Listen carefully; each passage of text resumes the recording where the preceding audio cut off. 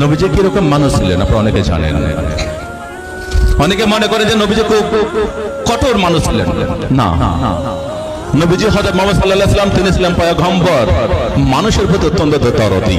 নবীজির এই আদর্শটা আমাদের কাছে উদ্দেশ্য, এই নবীজির এই আদর্শটা আমাদের কাছে আদর্শ। এই আদর্শের মধ্য দিয়ে নবীজি ভারত শুধু মক্কা মদিনা নয় সারা বিশ্বকে ইসলাম ধর্মের মধ্যে প্রবর্তিত করেছিলেন। সেই নবীজির নামে পরিচিকর মন্তব্য যাকে নিয়ে করলেন মা আয়েশা।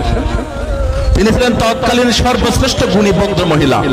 আপনারা অনেকে জানেন যে আমাদের নবীজির প্রায় 11 জন বিবি ছিল, তার মধ্যে সবচেয়ে কনিষ্ঠ ছিলেন আয়েশা মা।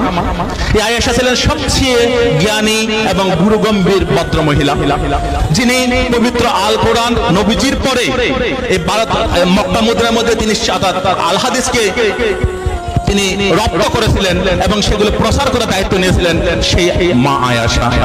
তাদের দুজনকে নিয়ে করল মন্তব্য নূপুর শর্মা।